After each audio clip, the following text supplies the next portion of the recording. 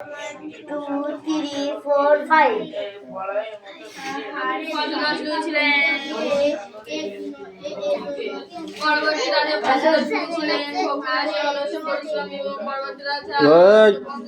ভাই একদম তাকাবি না, পড়ার সময় বাইরে কি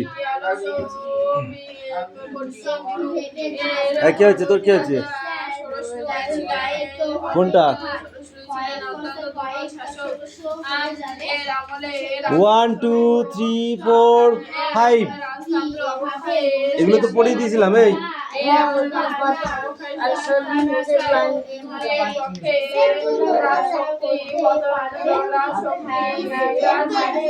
1, 2, 3, 4, 5 once I called is 6, 7, 8, 9, 10. Then I eat 4. ভালো করে পড়, তারপরে লিখতে হবে।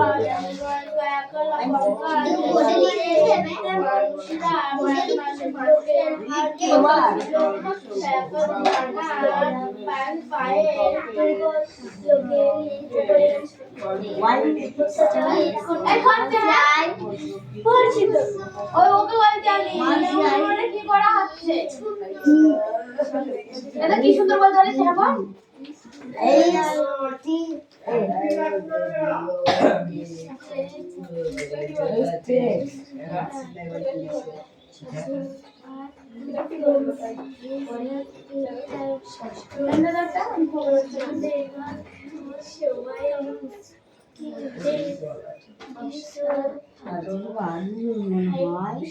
সকালে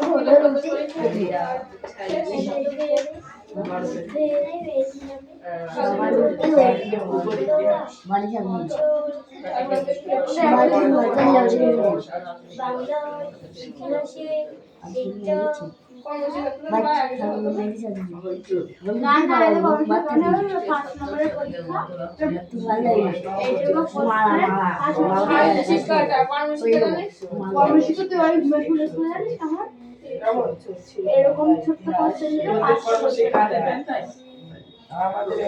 আমাদের লিখতে দেয় আগে ছিল এরকম ছোট কোশ্চেন আমরা 5টা কোশ্চেন জানি এরকম ছোট ছোট লাইক জানিস কত ছোট ছিল জানিস আগে পড়তে একটা পাশে চলে এসেছে তোদের কটা পরীক্ষা হয়েছে? 4টে হয়েছে আমাদের এখনো 4টে 5টা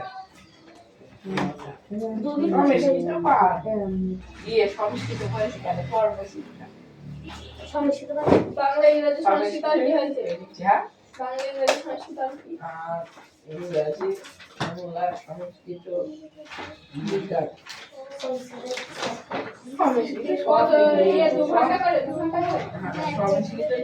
সব কমন নিয়ে 4টে 10 নম্বরে 5 নম্বরে ইয়ে বসান লিখতে হবে। নাম লিখবো একটু গালাম একটু দেখ এটা বেশি বোঝে এটা পড়ার সময় আমি বলবো না নিজে মনে করে দেখছে চিংড়ি আগে কি কি কি কি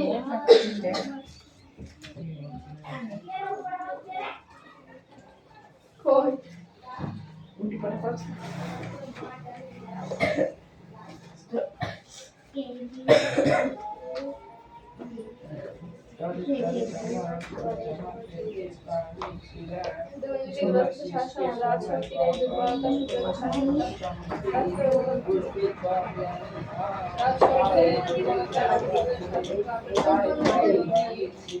অভিজাতদের হাতে চলে আসে। রাজশক্তির জীবন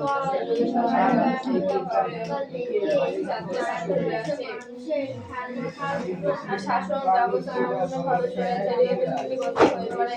বিভিন্ন ব্যবস্থা সম্পূর্ণ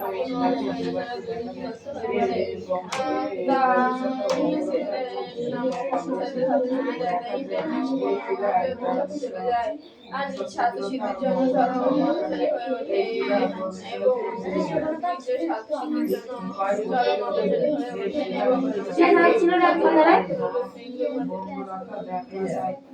একবার কথা বলে দেখবেন আমি এখানে ফার্সি সামাজিক ব্যবস্থা ফার্সি সমাজ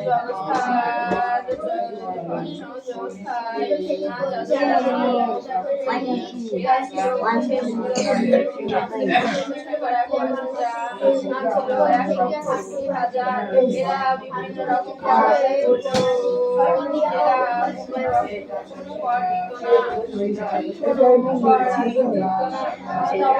সব রকম এরা খুব দ্বিতীয় শ্রেণী বা ওইটার শ্রেণী ফার্সি সমাজের অভিজাত ছিল দ্বিতীয় শ্রেণীভুক্ত এরা ছিল বিশেষ সুবিধাভোগী এবং প্রশাসনিক 5% যারা ছিল 3,50,000 এরা ফ্রান্সের মোট জমি 2% দখল রেখেছিল এরা জমির বিভিন্ন উচ্চ পদগুলি এরা ভোগ করত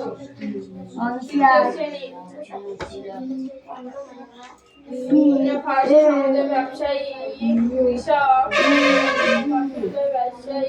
শ্রমিক বুদ্ধিজীবী সর্বহারা সকলেই ছিলেন তৃতীয় শ্রেণীভুক্ত মোট জনসংখ্যা এরা ছিল 96 থেকে 97%। এরা ছিল অসামাজিক শিকার সমাজে এদের কোনো মর্যাদা ছিল না এরা নানা রকম শোষণ সহ্য করতে না পেরে বিপ্লবের পথ বেছে নিয়েছিল ফলে ফার্সি বিপ্লবের জন্ম হয়েছিল ফার্সি বিপ্লবের রাজনৈতিক কারণ পরিশ্রমীমূলক কর ব্যবস্থা ফ্রান্সে প্রথম শ্রেণী অর্থাৎ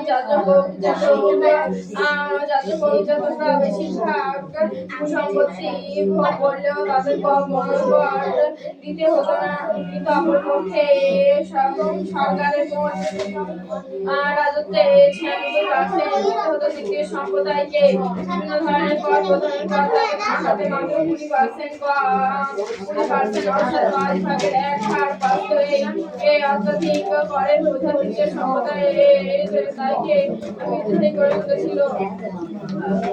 দ্রব্যমূল্য বৃদ্ধি আরোপের চেষ্টা এবং সর্বোপরি ব্যয়বহুল যুদ্ধ ফ্রান্সকে অর্থনৈতিক দিক থেকে শেষ করে দিয়েছিল যার ফলে সাধারণ মানুষের বিদ্রোহের পথ বেছে নিয়েছিল।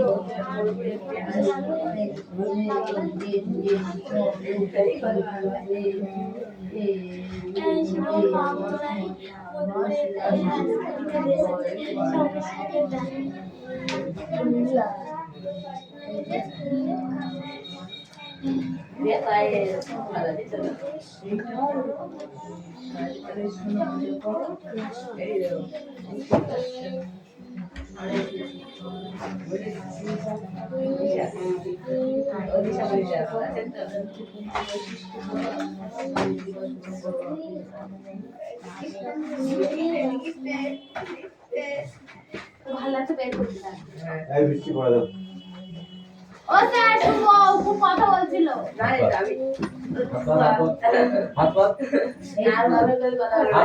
কিন্তু আমি উঠলে ধুমধাম করে পিটবো তাড়াতাড়ি তাড়াতাড়ি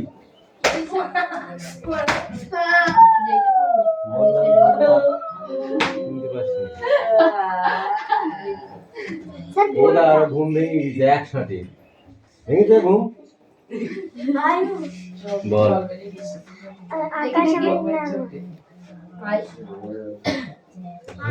গো আরাম করে ডর আকাশ সময় শিক্ষা দিল উদাহরণের বাইরে আমি হলাম মঞ্চ আমি বাইরের কাছে বাইরে আর শিকারে আর সমান ওই জন্য খোলা এখন থেকে জ্বলতে চাচি কালো হস্তমতি মাটির কাছে সহিষ্ণুতা পেলাম আমি শিক্ষা কাজে কথা হতে পাশা ছিল দীক্ষা জানা তাহার সহজ গানে গান্ধে হলো আমার প্রাণে সাংবাদ অনুসারে আমাদের পরিবার ভবিষ্যতের পাঠ্য বলে সবার পড়তে নানানভাবে নতুন সন্ধির মাধ্যমে নীলমণি বসুর লেখা দুইটি বইয়ের নাম লেখো। ওই প্রথম থেকে পড়া মানে সব পড়া। বল নীলমণি বসুর লেখা দুইটি বইয়ের নাম বল। ছানাবড়া হুম।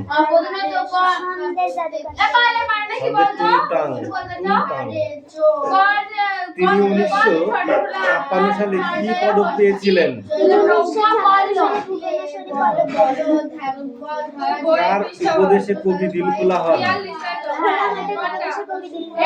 পাষাণ কিভাবে শিক্ষা দিয়েছিল? কবি কার কাছ থেকে কি দীক্ষা পেয়েছিলেন?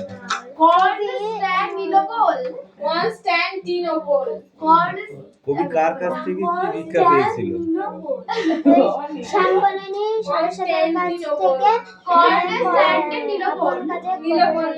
আপন কাজে কঠোর হওয়ার দীক্ষা পেয়েছিল।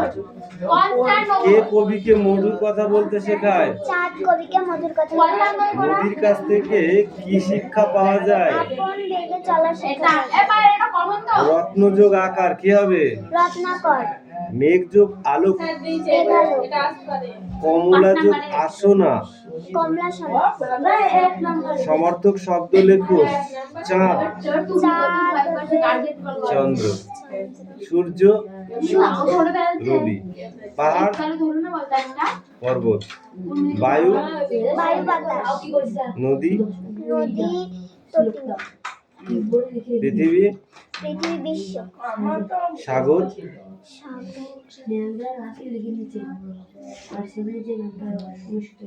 সাগর সমর্থক শব্দ কি হবে? সমর্থক মানে একই শব্দের অর্থ। সাগর সমুদ্র সাগর সমুদ্র হবে। ইউরোপ মহাদেশ রাশিয়াকে বাক্য রচনা করো উদার। মহান বড় শত্রু বলে মনে করতেন। যদি 1807 খ্রিস্টাব্দে টিলসিটের সন্ধির মাধ্যমে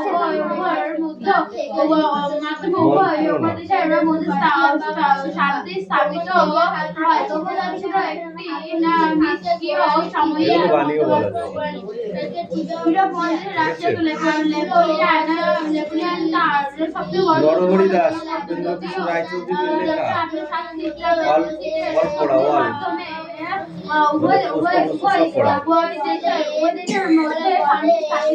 চুল ছিঁড়ে জায়গা এখন পড়া বেশি বেশি হবে।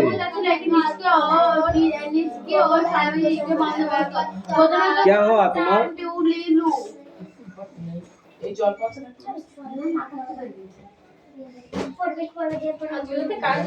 হেড বানান কর হেড।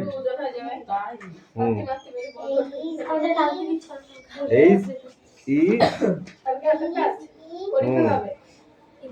এ ডি হেড মানে কি? আই বানান কর আই।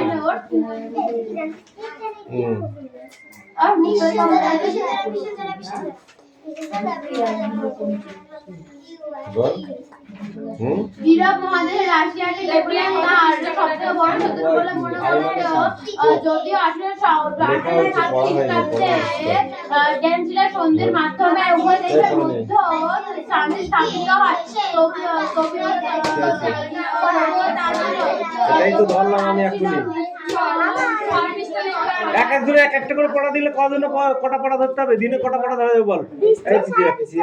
এই কি বল সারা পৃষ্ঠায় দিতে হবে। হ্যাঁ এটা ডবল হচ্ছে কেন বাজবে?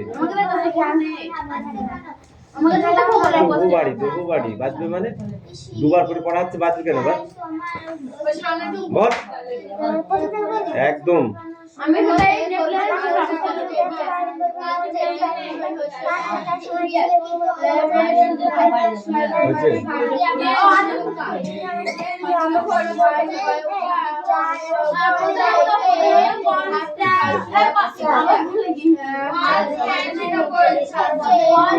আমি দেখবো নরম করে লেখা, বাজে লেখা আমি দেখিনি। ঠিক করে ভালো করে লেখ, নাহলে আমি দেখবো না। তোর বাজে লেখা কে দেখবে? এইগুলো কি, এগুলো কি কে করেছে? হবে না, এখানে লেখ ভালো করে লেখ, পরিষ্কার করে লিখবি। লেখ, অনেক ভিজি ভিজি লেখা, তাই আমার কাছে দেখাতে নিয়ে এসেছি। ভালো করে পরিষ্কার করে লিখবি, একদম যেন এক ফোঁটা দাগ না পড়ে। বল, সবার আমি ছাত্র, লেখককে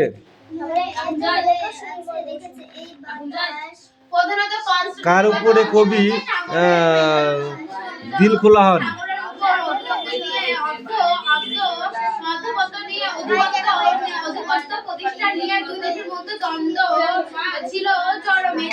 খোলা মাঠের উপদেশে কবি দিল খোলা হন। খোলা মাঠের উপদেশে কবি দিল খোলা হন। পাষাণ কবিকে কি শিক্ষা দিয়েছিল?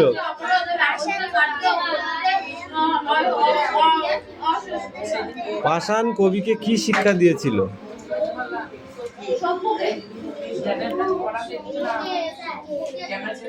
হাত ধুম করে মারবো পিঠে, বদমাইশ কোথাকার। প্রশ্নগুলো পড়, উত্তর কর, যা উত্তর পড়ার পর জোরে জোরে বল, আস্তে আস্তে পড়া শুনতে চাই না আমি। তোর একটা দোষ আমি দেখছি, প্রত্যেক দিন তুই লাস্টের দিকে পড়া দিতে আসবি, একটা পড়া দিবার চলে যাবে। তার মানে কি?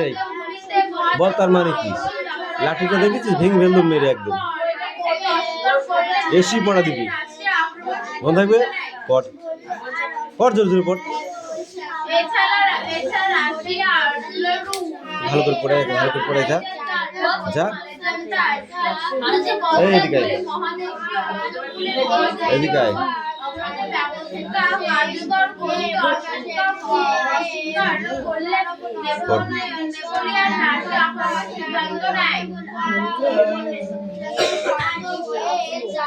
এই দুটোর উপরে আমার বেশি করে নজর দিতে হবে।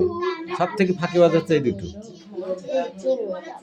এইবার এদের 1 মাস টাইট করবো, এই 1 মাসে ট্রেনে নিয়ে আসবি তুই পড়তে। এই 1 মাসে সাইজ করে ফেলবো আমি। ফাঁকিবাজ হয়ে গেছে, ঘুমা এসি।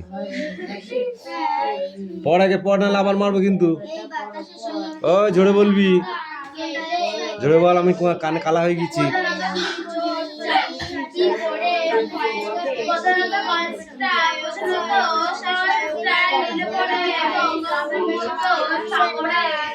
কি আছে ওটা? DOG, dog. ডগ বানানো আমাকে বল দিতে হবে।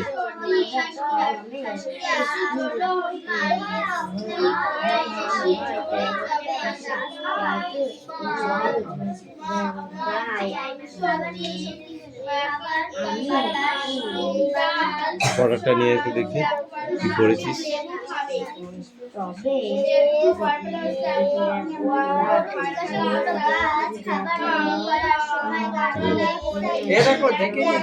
জায়গায় যাতে আমি দেখছি, যা।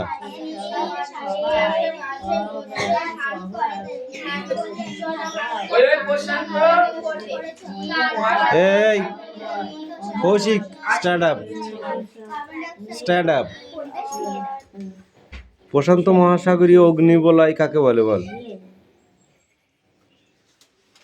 প্রশান্ত মহাসাগরীয় অগ্নিবলয় কাকে বলে? শুনতে পেয়েছো? বলো।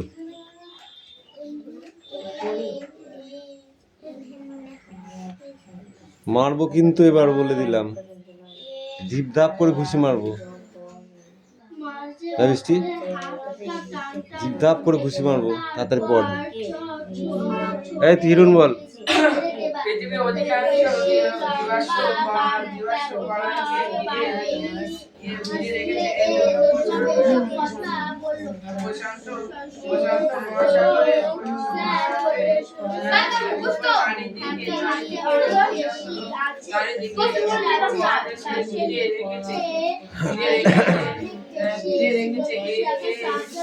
এই জন্য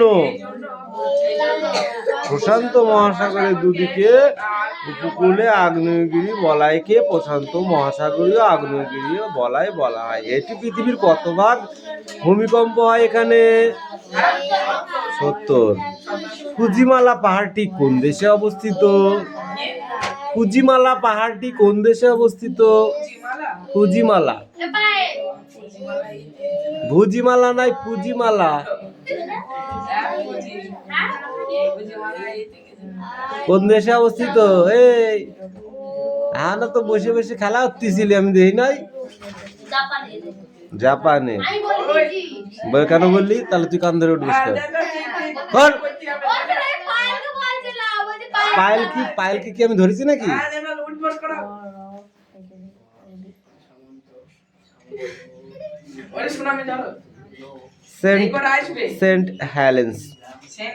সেন্ট হেলেন্স কোন দেশে অবস্থিত? এগুলো শর্ট কোশ্চেন, এগুলো কেউ বলতে পারবে না যে এগুলো আসবে। হ্যাঁ দেখিয়ে দিয়েছে তো, তুই এগুলো বল। কেন পড়িস নি? কান্ডা লাল করে দেবো একদম মেরে। সুনামি বল, সুনামি। আমাদের দেশে একবারই আমাদের লাইফে আমরা একবারই সুনামি দেখেছি।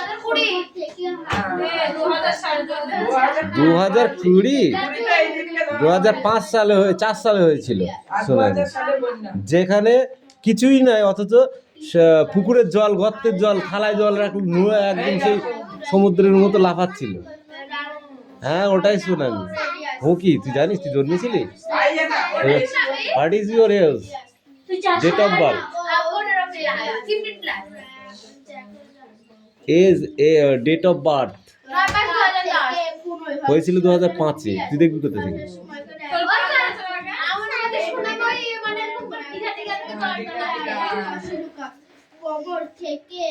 হঠাৎ আমি তখন 11 ক্লাসে পড়ি, ঘুমের থেকে উঠে, মিথ্যে কথা বলার এখানে কোনো জায়গা নেই, সত্যি কথা বলতে ঘুমের থেকে উঠে তখন সবাই মাঠে যেত প্রাতরাশের জন্য। এই জায়গায় যা, প্রাতরাশের জন্য, ঠিক আছে? যাচ্ছি পুকুরের সামনে দিয়ে যাচ্ছি, পুকুরের জল দেখি সমুদ্রের মতো খেলা করছে, ফুলি উঠছে, বুঝলি? দিয়ে হাঁচড়ি পড়ছে। আমি বলছি পুকুরে এরকম হচ্ছে কেন? খানিকক্ষণ দাঁড়িয়ে দেখলাম, দেখার পরে গিলাসে জল নিয়েছি, খাবো, জল দেখি এরকম খাচ্ছে। এই ব্যাপারটা কি? তারপরে খবরে শোনা গেল সুনামি হয়েছে। ওকে, জল যেখানে যেখানে সেখানে হয়েছে।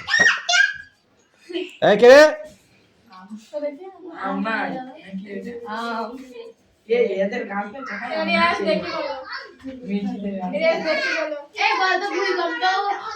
সবটা পড়া যা।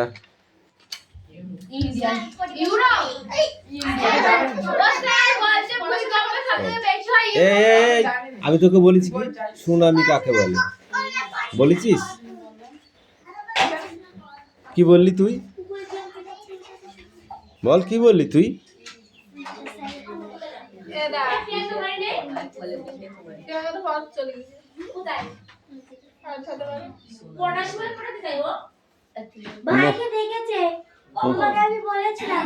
ওর কোনো গ্যারান্টি নেই কখন যায়। ও যখন টাইম পায় তখন। ডিগ্রি নেই, যখন বলবে তখন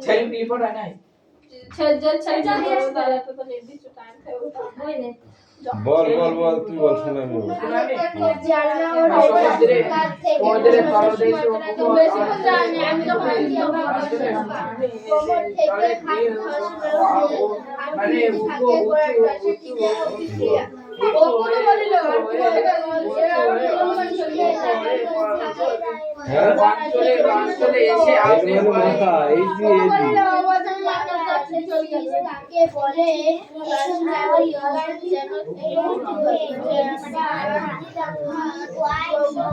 এই ব্ল্যাক স্টোন কথাটির বাংলা মানে কি?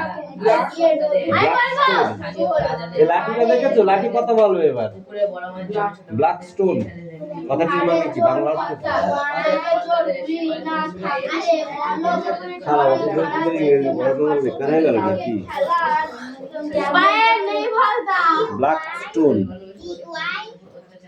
ব্ল্যাক মানে কি? আই স্টোর মানে এই ব্ল্যাক স্টোন মানে কি তাই বলেছি আমি। ব্ল্যাক মানে কালো। কালো পাথর। আর সোয়েল মানে মাটি। তাহলে সোয়েল, সোয়েল মানে মাটি। কৃষ্ণ মৃত্তিকা। কৃষ্ণ মৃত্তিকা দুটি ভূ অভ্যন্তরীণ ভূমিকম্পের উদাহরণ দাও। দুটি কি বলছিস তুই? কি বল? তোকে তো বলে দিলাম ACAD হেড মানে মাথা। আর কি জিজ্ঞাসা করেছিস? বল কোনটা, তাড়াতাড়ি বল। ওটা EYE আই, আই মানে চোখ। তোকে পড়িয়ে দিলাম, তারপরে তুই শুধু পড়ানোর মধ্যে ডিস্টার্ব করছিস। ওকে পড়িয়ে দিয়েছি ওগুলো ভালো করে।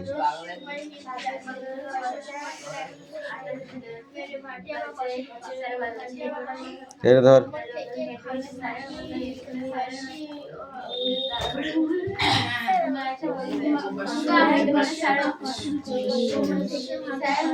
শ্বাসক্রিয়া কাকে বলে?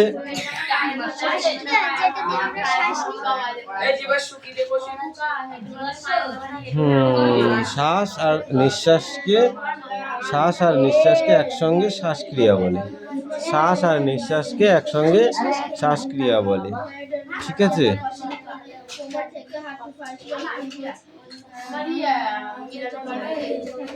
অক্সিজেন গ্যাসকে টেনে নেয়। কে টেনে নেয় অক্সিজেন গ্যাসকে? বাতাস। ফুসফুস টেনে নেয়। আমাদের শরীরের কোন অংশ টেনে নেয়? ফুসফুস। বাতাসে একটা উপাদান হলো অক্সিজেন গ্যাস, ফুসফুসে পৌঁছায়। ফুসফুস এবার ওই বাতাস থেকে অক্সিজেন গ্যাসকে টেনে নেয়। বুঝেছিস? কখন আমাদের শক্তির প্রয়োগ করা হয়? যখন কাজ করে বা কোনো সিঁড়ি দিয়ে ওঠানামা করা হয় তখন আমরা শক্তির প্রয়োগ করি। অক্সিজেন শরীরের ভিতরে ঢোকাবার জন্য আমাদের কি করা প্রয়োজন?